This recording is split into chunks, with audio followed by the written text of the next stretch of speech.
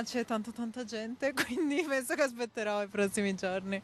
Prima giornata di saldi e i principali negozi e centri commerciali del veneziano sono affollatissimi già all'apertura. Ma se qualcuno desiste e preferisce tornare con calma, magari anche rischiando di trovare meno articoli, c'è chi invece vuole rientrare con qualche busta piena. Io ho preso 2 magliette qui in negozio, qualche bermuda, qualche pantalone corto e diciamo che si risparmia abbastanza, anche 3 volte sul prezzo iniziale. Ma ho preso un po' di camicie, un po' di pantaloni. Hai trovato convenienza? Diciamo non molta, Perché? perché secondo me i prezzi durante l'anno sono molto simili, non cambia molto. Scarpe, magliette, solite robe. Ha trovato convenienza? Sì. Tipo?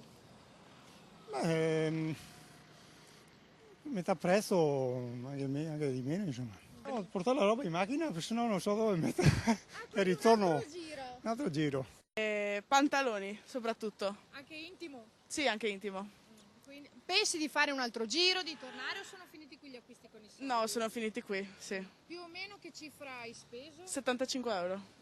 Cifre sotto i 100 euro per molti, soprattutto a causa dell'aumento delle bollette scattato il 1° luglio. Ogni anno aumentano e il gas, e la luce e l'acqua.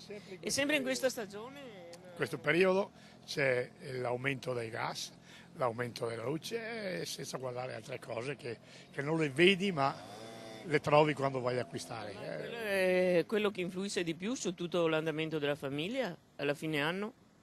Bisogna vedere... Il potere d'acquisto comincia diciamo, a diminuire, quindi diminuendo il potere d'acquisto fa sì che neanche le grandi distribuzioni non hanno un lavoro diciamo così, è tutta una catena, è come il cane che si morde la coda, insomma. Ecco. Perché altrimenti magari qualche cosina in più ve lo sareste concesso. Certo, perché dopo sì, i soldi ci sono, compri qualcosa, altrimenti il vestiario e tutto si lascia stare e si fa sempre le cose più necessarie.